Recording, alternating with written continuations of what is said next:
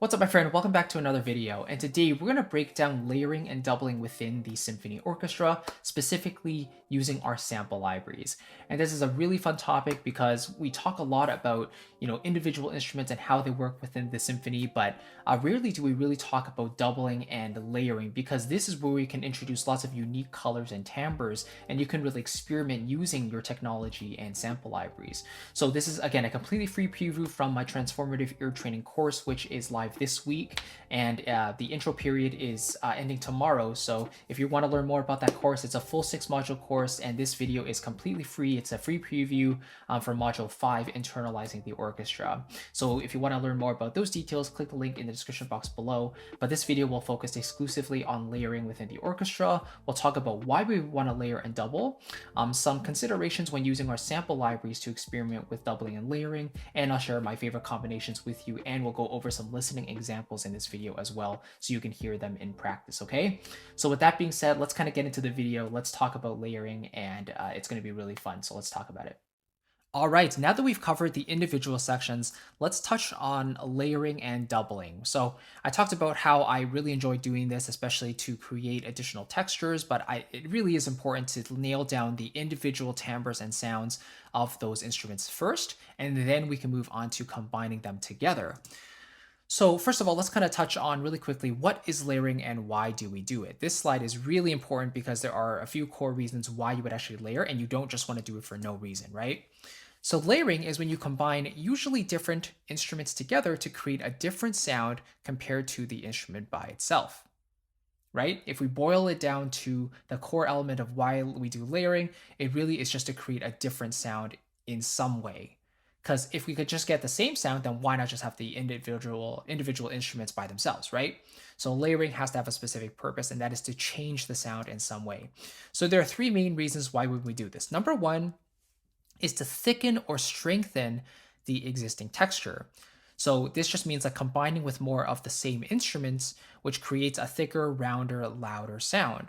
So you could have the violins one section, let's say it's just 10 players, but if you want a bigger, thicker sound that's also a bit louder, then you could combine that with the violins 2 in unison. So they're all playing the same notes, but now that you have double the players, let's say violins 2 also has 10 players, now you have 20 total violins, and naturally that's going to be even louder, and it's going to make the sound overall thicker and richer as well.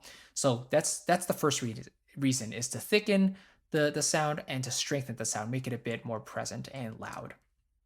Number two is to enhance the existing texture. So maybe the individual sound is not enough. You want something else to really hone it into the sound you're looking for. So this might be combining across different sections, which then introduces a new color that fills out the existing textures. So this could be the violins and the flute together. It could be the cellos and a bassoon. So basically combining different instruments from different families, which introduces cross colors, and that allows us to hear a more different sound and just enhance it overall. And then the third reason is to create a unique texture. So maybe you want a line that's more separated in some way, or at least you want a sound that's a bit different compared to what you've heard before, where you layer two instruments with totally different timbres allows them to stand on their own. So a classic example I like to use is harmon mute trumpet plus the flute. And one piece that actually does this really well is called Hay Burner like Hay, by Count Basie. So definitely have a listen to that. It's a big band tune, and the main melody features a harmon mute trumpet with a flute. And I think they're panned opposite sides, like one is left, one is right, so you can hear the separation between them, but they're performing at the same time, so it kind of creates a very unique timbre. So these are the three main reasons: to thicken or strengthen, to enhance the existing texture to make it feel even better, to really just make it richer, or whatever you want to do with it. And the number three is to create a more unique texture. Now, in full transparency, I would usually stick with the first two reasons. I tend to like a more classic sound in general. So I don't really like to create too many unique textures because I do want it to feel more traditional in some ways in my music, right? So I tend to like to thicken instruments and also enhance the texture, make it a little fuller if I can. These are the main reasons that I would use to layer different instruments together. Now, when you're using sample libraries to layer, there are a few considerations before you actually go about doing this. Number one is how different is the tone of each library. Tone means I just like dark versus bright. That's the classic example. So one library might have a darker sound signature, maybe it feels a bit more muffled. One is a little bit more bright and processed and detailed. That's going to influence how you layer them together, right? To find that medium balance, let's say. So yeah, a darker library can be brightened up with a brighter one. For example, CSS, which is a darker string library, can be brightened up with Berlin Strings, which is a much brighter library, or something like Dolce from Audio Imperia and Performance Samples. That's a brighter library as well. So combining those together would create a more neutral sound that gives you the best of both worlds. Another consideration is how consistent are the articulations between libraries. So if you want to layer, then like one library might have shorter staccatos than another. So if you want to layer their staccatos together, then just keep in mind that the lengths of those short notes might be different. Or one staccato might have a stronger attack than another, right? So then you might hear the grit of one bow more than the other in terms of the libraries. That's also something to keep in mind as well. That might influence the way you balance them or the articulation you choose as a whole. Another consideration is how different are the performing styles in each library. So especially when it comes to, let's say, sustains, one may be more passive and less emotive with less vibrato, whereas another might be more over the top. So Araya from Audio Imperia is a library that's more, I would say, traditional in nature. It has more of a classical approach, but kind of with a modern processing flair to it. And it doesn't have overly emotional performances. Whereas Vista is legato only. Araya has a whole bunch of different standard articulations. Vista is legato only from performance samples, and the vibrato is over the top. It's very, very passionate, very romantic. So you definitely want to understand the vibe of each library, like the way the intentionality of each library, the way the instruments have been recorded, those performances, how passionate are they, or how clean are they, how sterile are they, or how neutral are they in terms of the performances. So that's also going to factor into your layering. But the only way to really figure out what works is to just experiment and see what you like. But you do really have to understand your different libraries, right? Because each one is recorded and approached and performed in a different way. So those will determine like which libraries you use as maybe your core element, and then which ones you layer underneath that as a supporting layer. You might want one that's not quite as emotive. Let's say if you're layering strings, if your first patch is already super emotive, then maybe one that's less emotive will help to balance things out, right? So anyway, just understanding these three qualities is very, very important. With that being said, let me share with you some of my favorite instrument combinations. Violins and flute is so classic. So the flute adds a really nice creamy texture to the strings. And after this, I'll show you a quick demo. The French horn and the bassoon is really classic as well. They have a round, full texture from the French horn, but the bassoon adds in a little bit of that breathiness, and it just really just enhances the warmth of the horn, and I really enjoy it. Cellos and horns is another good one. The horn really rounds out the sound. It adds more body to the cello sound, which has that more stringed, bowed sort of sound, right? Tuba and double basses. The tuba adds richness and body to the basses. And one more is the violins and the glockenspiel. So the glock, which is a percussion instrument, it adds a tinkling attack to the beginning of each note, which makes it sound more magical and light. Especially if the violins are performing a legato line, then the glock just adds a bit of that tinkle at the beginning of each sustained note, which is really pretty. But of course, the violins can also play staccato. So then like everything would be short, right? The glock naturally rings out a bit, but the violins would also be short. And then you kind of has that consistency in the performing style. So with that being said, let me jump on over to Logic, show you these combinations, and we'll see how they really hear or how they really sound in context. All right, so here we are in Logic. So what I'll do is I'll show you the first combo, violins and flute. I'll play the violins really quickly, then I'll play the flute by itself really quickly, and then we'll put them both together and we'll see how that works. So here's the violins alone.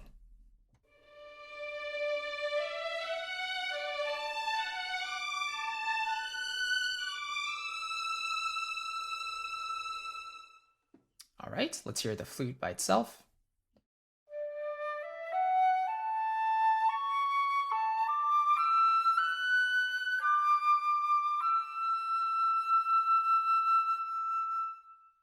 Okay, let's put them together. Let's unmute the patches first. Here we go.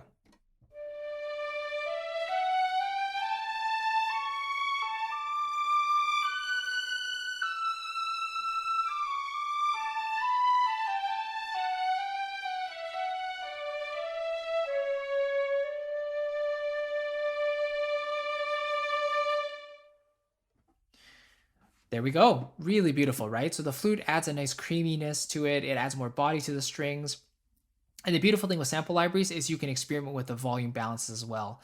Let's say I don't really want as loud of the flute, I can turn that down. So now I'll hear more of the violin sound, but the flute is just more of a supporting texture.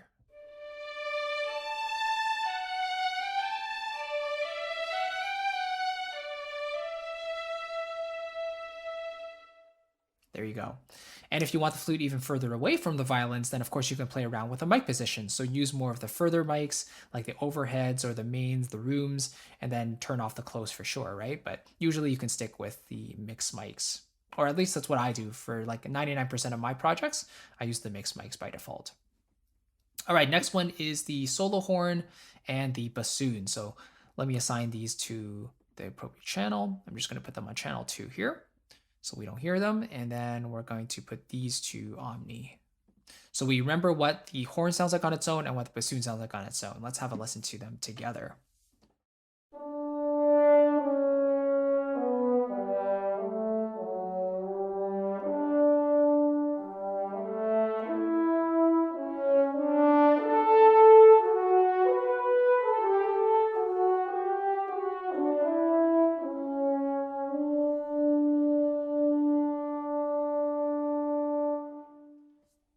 Beautiful. So the timbres are so similar that you can almost not even tell them apart, right? Like they sound so melded together in a way that really just almost sounds like one new instrument. It almost sounds like just the two sounds coming together as one.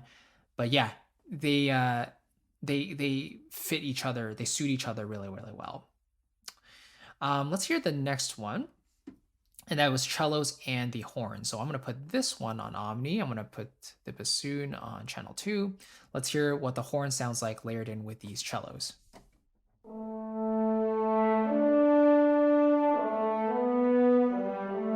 Let's actually turn down the horn a little bit here.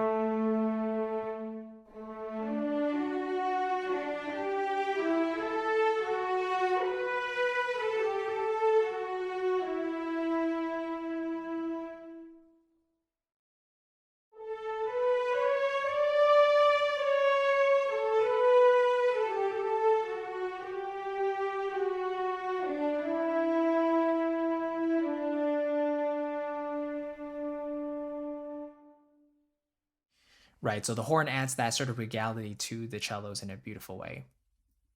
All right, then we got the tuba and the basses. So let's turn off the cellos and the horn here.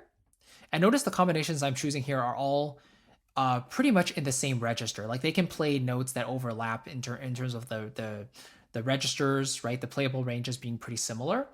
That's because I always like, or not always, but often I like to layer in unison. So the lines are playing, or the instruments are playing the same notes in unison. So here we go, tuba and basses. Let's have a listen to this. I'm going to turn down the tuba just a little bit there.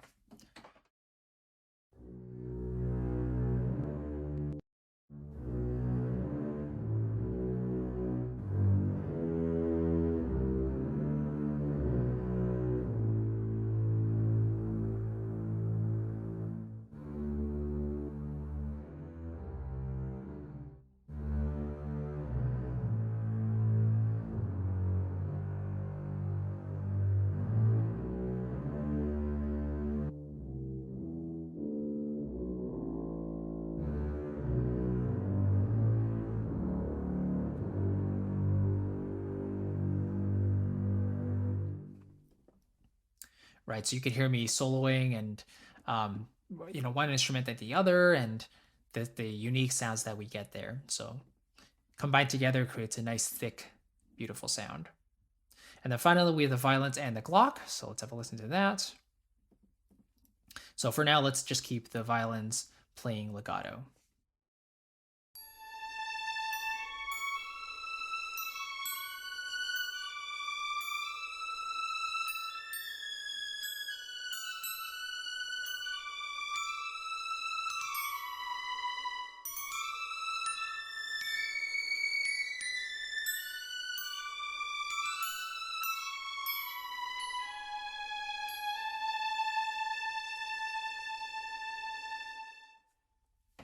All right, you might notice there that feels like CSS is lagging behind, and that's normal because the CSS legato has quite a bit of delay there, whereas the glockenspiel is very responsive from Cineperk. So what I'm going to do is go to the spiccato mode, and let's have a listen to how these sound together when everything is playing short.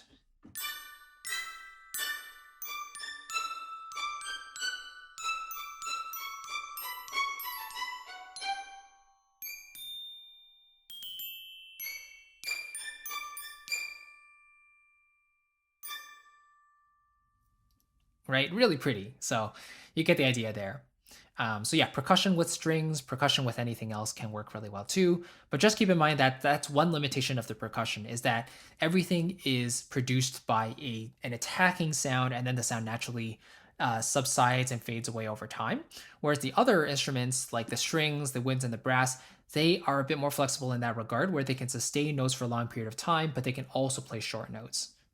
So that's why percussion is really good for like emphatic moments where you really want to emphasize a certain downbeat, because that attack of the note gives you that biggest sound at the beginning of the note, right? Whereas after that, it kind of goes down a bit. So just keep that in mind. But again, these are some of my favorite combinations. You can certainly layer not in unison, like you can do it in octaves or in other intervals, and that will help differentiate the two instruments even better. But just in unison, you can hear how those overall sounds are enhanced a little bit, right? It's a little fuller, a bit more unique. It helps the sound just cut through a little bit more. It's a little stronger. That's just the way I like to layer things, is a lot of the time in unison, but often I'll also do it in octaves or in different intervals if I want the best of both worlds. Okay, that's the idea. That's layering. And again, please experiment with your sample libraries, especially if you have the instruments from the same developer like Cinematic Studio Series. You can really play around because the sound signature is pretty similar across the different libraries. So all you got to do is just swap instruments in and out. Make sure they're on the same channel if you want to play them at the same time. Otherwise, just record, one part, have a separate track for your additional instrument, and then just copy and paste the MIDI data down if you want to do it that way as well. But this way is just a great way to experiment and see what textures you like. So with that being said, let's kind of dive on into the next video. All right, my friend, thank you so much for watching this layering video. I hope you got some insights out of it and you learned a bit about my personal preferences. But again, you can see how layering is so powerful within the orchestra, specifically using our sample libraries, because you can really just experiment and play around with different combinations, see what you like, see what you don't like, what works for your music. This is where we start to develop our own color palette and our own sound as a composer. So take your time with this, don't rush through the process, and really just appreciate the tools that we have and make use out of them. Take your time to play around with those instruments, okay? And again, if you want the full start to finish system regarding ear training, from coming up with ideas, transcribing, playing by ear, creating the perfect instruments for your orchestra, choosing the right things every single time, creating great mixes from start to finish, I want to give you that full transformative ear training course. Again, the intro period and intro pricing is ending tomorrow. So if you'd like to join us at the best rate and the best price, I would love to give that to you. Just check the description box below and I'll get you all those details there, okay? I hope to see you on the inside. Thank you again for watching. Really appreciate it. And I'll catch you in the next video. Take care, my friend. Bye-bye.